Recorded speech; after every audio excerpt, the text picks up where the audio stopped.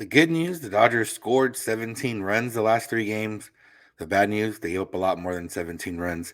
We'll get into the pitching. We'll get into Austin Barnes' ejection and, our concern level for the Dodgers so far this season. That's what's on tap, so make sure to keep it locked on Dodgers. You are Locked On Dodgers, your daily Los Angeles Dodgers podcast. Part of the Locked On Podcast Network, your team every day.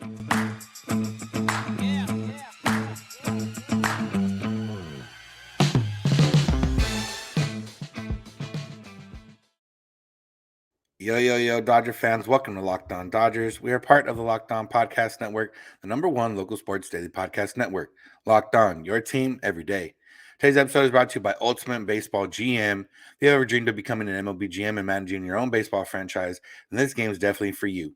To download the game, just visit ultimatebaseballgm.com or look it up on the app stores. Our listeners get a 100% free boost to their franchise when using the promo Locked On in all caps in the game. Ultimate Baseball GM. This is a daily podcast covering the Los Angeles Dodgers, bringing you the smart fans' perspective on our boys in blue. You can find us wherever you find podcasts and on YouTube simply by searching for Locked On Dodgers. And if you never want to miss a day, because we're not going to, simply subscribe in each of those places and you won't have to worry about it. If this is your first time listening or watching, I'm Vince Samperio. I'm usually joined by co-host Jeff Snider, but he's unavailable. So it will be me rolling solo dolo today. And we're both lifelong Dodger fans that have spent time covering the team, currently cover the team, been all over Dodger Stadium, been to a bunch of Dodger games, have our life somewhat revolve around the Dodgers. So we're not quite insiders, but we're here to bring you the smart fans' perspective on our boys in blue every weekday morning. And that's what I will attempt to do today. It's, Dodgers, since we last spoke, lost 3 in a row. They won Thursday in Arizona. At least they spoiled the DBacks home opener, their opening day.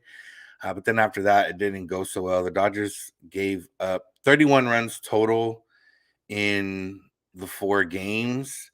But most of those runs, 29 of those runs, came in the last 3 games. Like I mentioned at the start, the Dodgers did score 17 runs. But when you give up 29 and you only score 17, it's not going to really work out that well. And we're gonna start off with the starting pitching, because the first time through the rotation, we were talking about how the starting pitching looked really good and everything else, and this time through, not so much. Dustin May looked good. We already talked about him in the opener on Thursday, and then Clayton Kershaw was solid up until the 6th inning on Friday. Gave up a couple home runs that put the Diamondbacks ahead 4-3, and then the Diamondbacks ended up tacking on a couple more against the Dodger bullpen, which we'll get into later, and didn't quite work out. So, Kershaw's had his struggles in Arizona for a lot, like most of his career. He's not the biggest fan of Arizona, I would imagine, pitching there. This game, like I said, he was 2 innings into this, 2 runs allowed into the 6th inning, gave up a couple solo home runs, ended up, being 4 runs. So not ideal situation, but Kershaw, he knows what he had. He knows. The thing with Kershaw is, we've seen him bounce back from rough starts. And I wouldn't say this one was a rough start, just not his best start. We've seen him bounce back.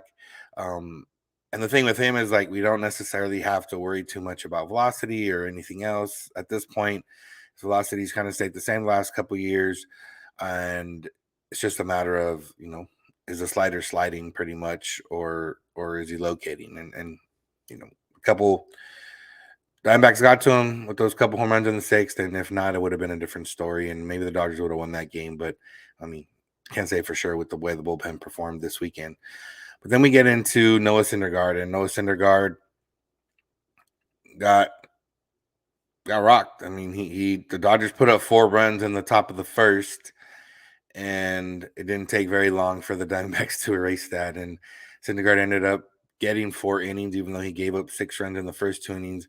He ended up going 4 innings, but it didn't really matter. He gave up, I think he ended up giving up those 6 in the 4 innings, and the bullpen, not much better after that. But for Syndergaard, it was interesting for his game plan. His first outing against the Diamondbacks, 6 innings, 1 run, he was a lot more off speed, a lot more slider, a lot more or less fastball, less changeup, more slider, and it worked out well for him. He other than that one inning where he allowed the run, he was good. But this time around, he went more fastball changeup. The bad part about that was that his fastball changeup didn't look very good. And when your fast, see, there's a difference. Like when your fastball is 100 miles an hour, like it used to be, even if it's not that good that day, you can get away with a lot more. When your fastball is 93, 94 and doesn't look that good, then you get what happened in this day, and that's 8 hits, 6 runs allowed, 2 homers allowed in 4 innings. And I wouldn't say it's there's twofold here. Am I concerned about Noah Syndergaard? Not necessarily. He's the Dodgers' 4th starter at this point. And if he can have 2 outings, for every 2 outings, like the first outing of the season, he has one of these. That's just how you need to go about it. I do think that, maybe I just think that he had a different game plan going into this game because he had just faced them. But it didn't quite work out. And I don't know if he didn't have time to adjust or his other pitchers, didn't feel comfortable throwing them, whatever the case is. He talked about it a little bit. He said, just poor execution with my pitches. They capitalized on just about every single one of my mistakes, and it was difficult to find a rhythm. When I did, I wasn't successful at shutting down their offense with 2 outs. Just super disappointing outing, especially when the offense comes out like that in the beginning of the game and scores 8 runs. I'll definitely want back. And yeah, like I said, they capitalized on just about every single one of my mistakes. We talked about, MLB guys, hitters that capitalize maybe on 20-30% of mistakes in general, but those mistakes are a lot easier to capitalize on when they're coming in at 93 miles an hour, or it's a changeup even a little bit slower, but doesn't really have movement and doesn't have command where he wants to throw it, and he's leaving it over the plate. If you leave a changeup over the plate, guys are going to hit it. If you leave a 93 mile an hour fastball over the plate or in a good spot, guys are going to hit it. And the margin for error for Syndergaard is just a little bit lower than some other guys. So it's concerning in the sense that the velocity hasn't came back and he's struggling like this with command and control, or not control, but more so command. And it just kind of lowers my expectations for the rest of the season for him in terms of, okay, well, the velocity is not coming back.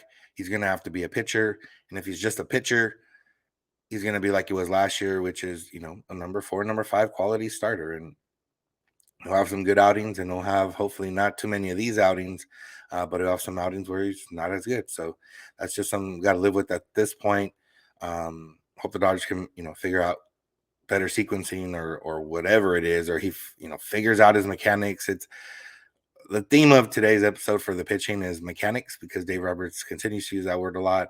Noah Syndergaard use that word in regards to him trying to figure it out. So, figure out the mechanics. Michael Grove on Sunday was even worse, and that's not a good thing. So Michael Grove gave up 12 hits, a lot of runs, and pretty much didn't really give. The Dodgers put up 1 in the first. Michael Grove gave up 2, and then he gave up 1, and then he gave up 3, and then he gave up 3. And the first 5 innings, the Diamondbacks scored a run, at least 1 run, which is not a recipe for success. Yeah, Michael Grove, 3 1/3, 12 hits, 9 earned runs, just 4 strikeouts, no home runs. So they were just hitting the ball well. It's one of those things at this point with Michael Grove is this who he is? Last year, maybe had a little bit of element of surprise, was effective enough, but wasn't really good. Realistically, he's the Dodgers' 7th or 8th best pitcher in starting capacity, or at least 7th, maybe lower, depending how you feel about some of the guys that haven't made their debut yet. Tony Gonsolin hurt, Ryan Pepio hurt, Michael Grove's thrown into it. And it's one of those where the Diamondbacks are a young team, scrappy team. They're just out there swinging. maybe not thinking as much. And when you got a guy like Michael Grove putting it right there, it's pretty easy to you know pretty easy to score runs, as you saw. So with Michael Grove, hopefully it's just one more start, at the most two. So I'm not really concerned, assuming Tony Gonsolin comes back and assuming Pepio will be ready at some point after that. And then even if you have another injury, it wouldn't be Grove up next. It would be Pepio up next. So that's kind of what we're hoping for. Because at this point, Michael Grove, I think he just needs more time to work on those secondary pitches, because he doesn't have an out pitch, and if you don't have an out pitch in the major leagues, it's not going to go very well for you. So we're going to move on to the bullpen and talk about that, more fun stuff. But first, we're going to talk about Ultimate Baseball GM. If you have ever thought about being a GM, this game's for you. It's a fun game.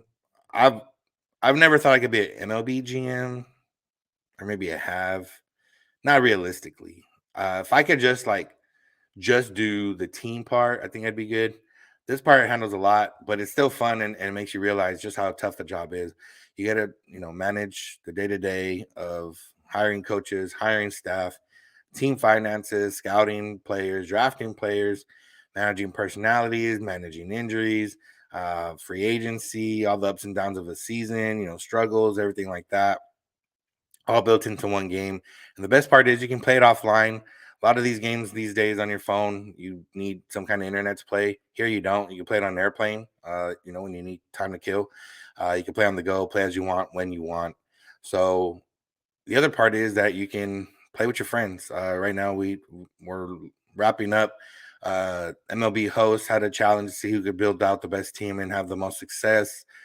I think at least Jeff or I have a chance to win. We're pushing through on that one.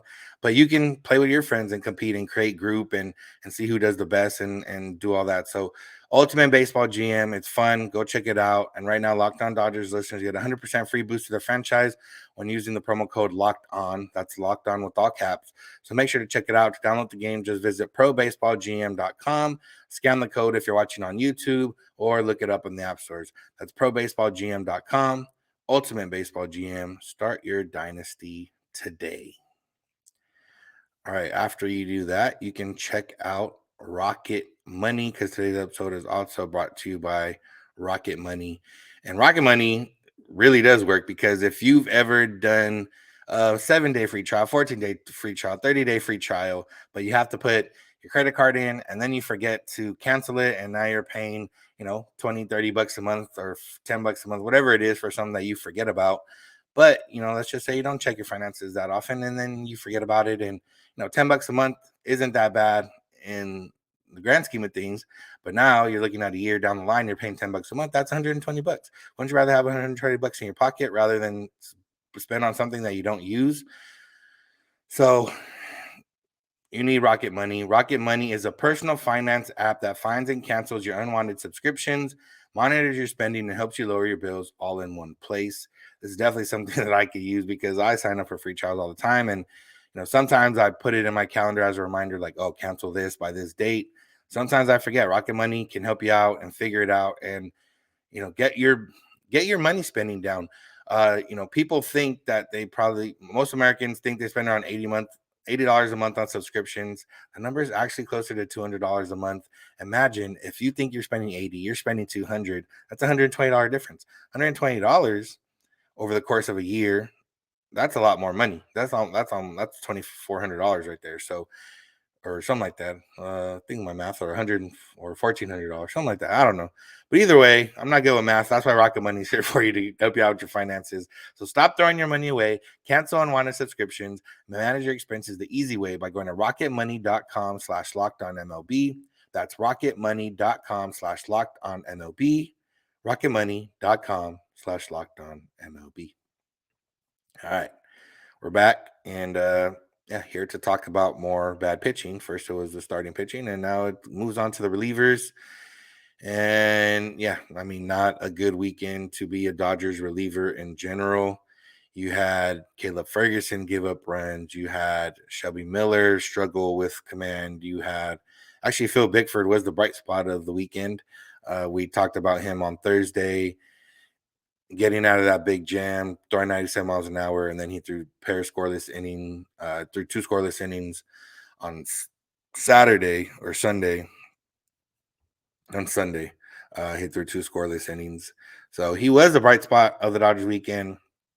Alex Vesia, Brusdar Graterol, Andre Jackson, even, it seemed like anyone Dave Roberts put in, no one could put up a zero, and that's almost literally what it was.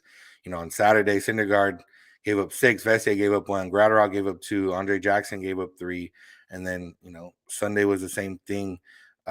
Shelby Miller wasn't charged with any runs, but walked 3 guys in the inning, the third, and yeah, it just didn't go well for the Dodgers. And then even on Friday, the bullpen gave up a couple runs. It didn't ultimately end up mattering as the Dodgers didn't score anymore, but it still counts as 2 runs against the bullpen after Kershaw came out. So it was a bad weekend for the bullpen.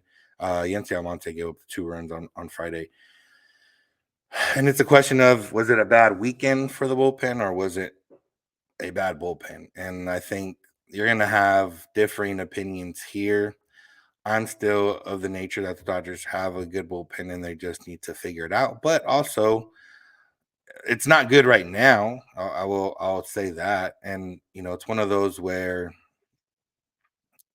we know relievers. We've mentioned it here before. Relievers are volatile, and Alex Vesia has been good the last 2 years and doesn't look good so far this year. And is it a matter of, okay, is he done? Is he not going to be a good reliever this year? Or is he figuring things out? And, Dave Roberts talked about his mechanics and being a little out of whack. Brusdar Graterol, we know he takes some time. I really want to know what Graterol does in the offseason because pretty much this was the first like normal spring training, but even then, Graterol's always kind of been behind. Remember that one year he came up and, he hadn't thrown, I think, all offseason. And it kind of feels like that. Maybe he's working his way into it. His mechanics, I'm already not a fan of, but at this point, it is what it is.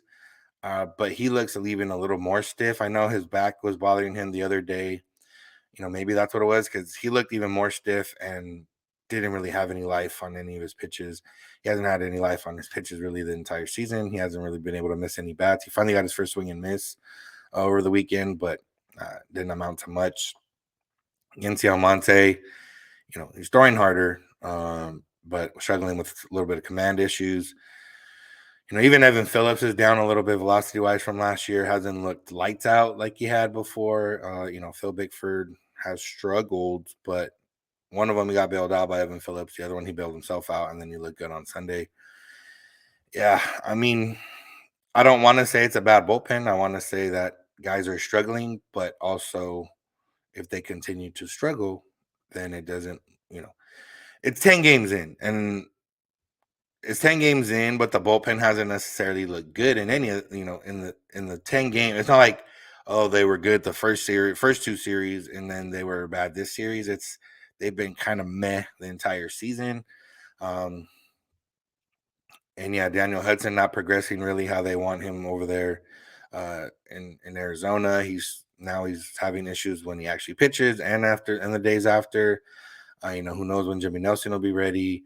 And, you got Alex Reyes, who's not going to be ready until middle of the season. So it's not like there's guys waiting in the wings to come up unless you want one of the young guys and make him more of a reliever like Gavin Stone or Landon Egg or something like that, which I don't think they're ready to do right now. Adam Kolarik's pitching okay down in OKC, but there's a reason he hasn't been in the league the last couple of years.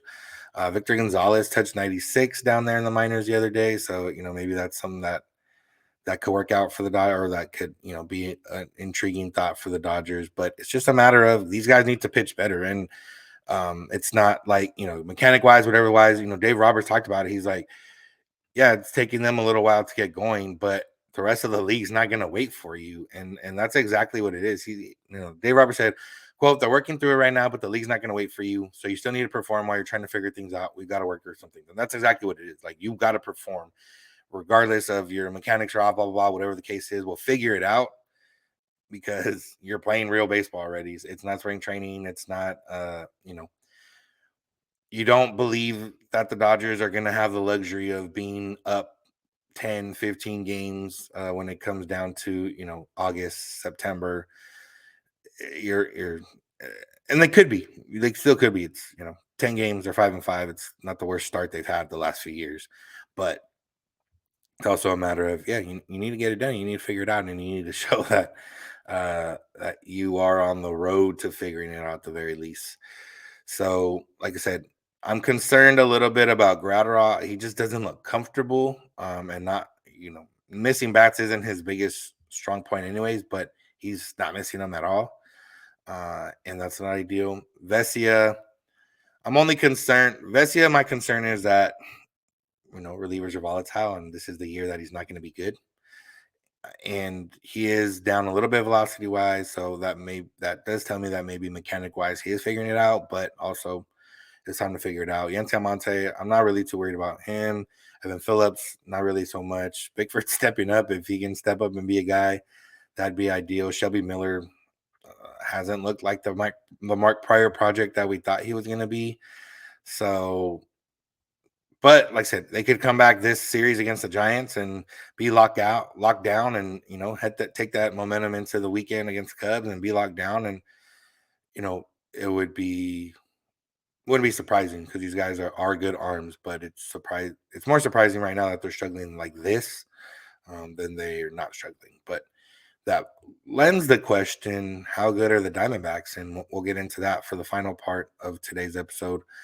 But first, we're going to talk about So Rare, our new sponsor. So Rare is a revolutionary fantasy baseball game and marketplace transforming fans into owners with officially licensed digital cards featuring players across from all MLB teams. Unlike other fantasy baseball platforms, So Rare managers truly own their fantasy experience, collecting, buying, selling, competing with player cards against global opponents to win epic rewards. Win or lose, you still own your cards, and there's no cost to play. Plus, the more you win, the more you advance, collecting increasingly powerful cards and accessing next level competitions and rewards. Go check it out. They got, their official MLB sponsor. They got Juan Soto, Julio Rodriguez as some of the brand ambassadors. They're out here. So go check out So Rare and see what it's about.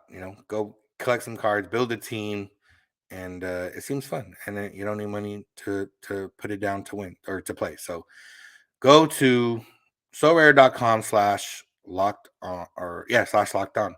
That's spelled SORARE.com/locked on to draft your team of free player cards, set your lineup, and start competing today to win epic rewards.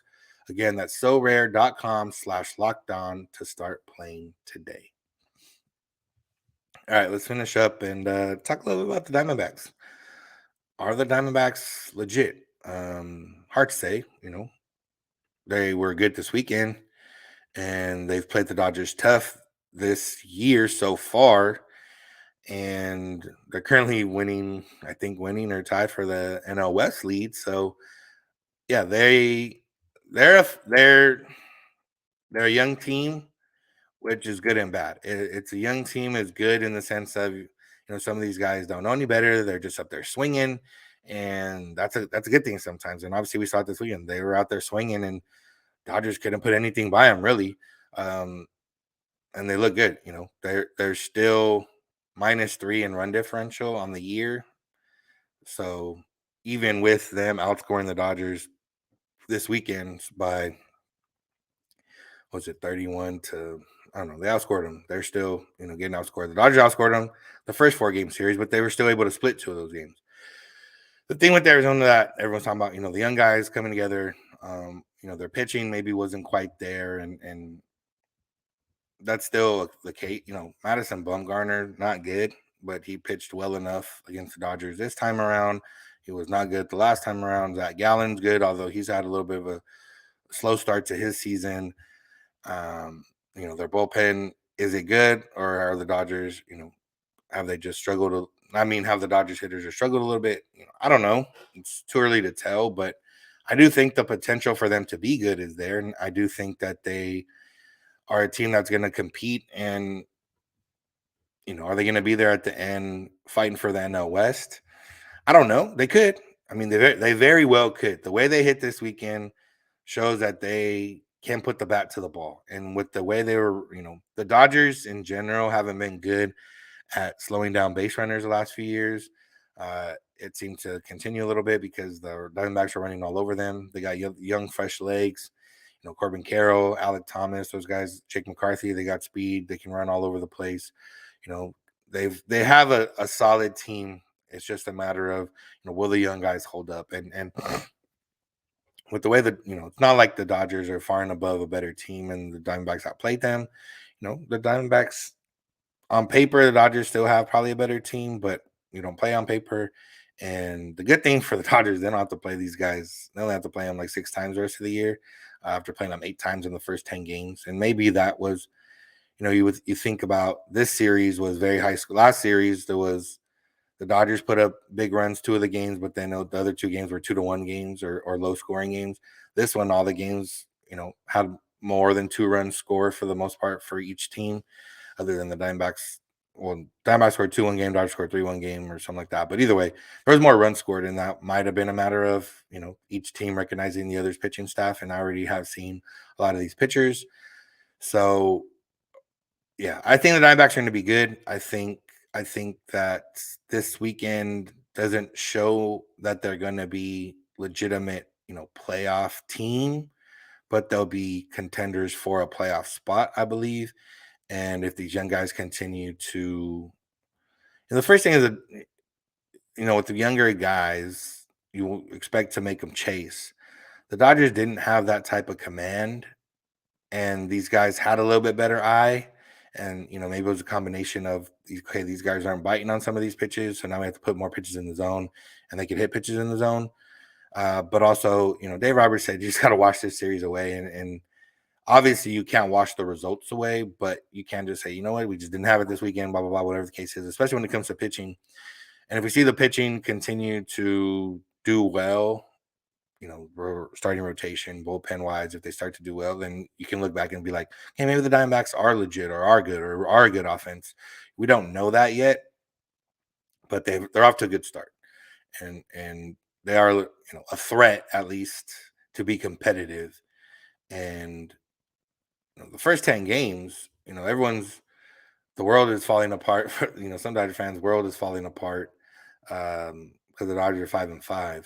The Padres are 6-4. The Diamondbacks are 6-4. The Dodgers are 5-5. And, I don't think there's room for concern yet. I think there's things that are can be concerning or have a little bit of concern, but it's not a full-on panic mode. It's just more like, I don't like the way that looked, but I believe it can look better. And if it doesn't look better, then obviously there's more general concern there. One thing I didn't talk about too much is the offense. The offense was solid. They, like I said, 17 runs in the last 3 games that they lost. If you're putting up 5 runs a game with the way the Dodgers pitching has been or how they expect it to be, you expect to have at least 2 wins, but we're not quite there yet. We'll get more into the offense as time goes on. We'll see how they perform tonight in San Francisco. But yeah, it was not a fun weekend for the Dodgers, but not play the DBacks for a while. And, hopefully they can take advantage of a team in San Francisco that's not that great. And then a team in Chicago coming this weekend that's not supposed to be that great. And they can get back on track. So that's going to do it for today's episode. Thank you all for listening. Thank you for making Locked On Dodgers your first listen of the day every day. For your second listen, check out Locked On Fantasy Baseball. Matt and Dom are helping you with your fantasy squad all season long. So go check them out wherever you get podcasts and on YouTube, which is how you can find us. If you search for Locked On Dodgers, wherever you get podcasts and on YouTube. Also, how you can find us on social media, Twitter and Instagram at Locked On Dodgers. Jeff is on Twitter at Snydog. I'm at Vince Samperio. DMs are open on all those accounts if you need to get a hold of us. You can also get a hold of us via email, lockedondodgers@gmail.com, or via voicemail text at 323-863-5625. We're here every weekday morning, and we hope you'll be with us when you get in your car or if you're at home. Take your smart device, play podcast, Locked On Dodgers. And remember, you don't have to agree. You just have to listen. Have a good one.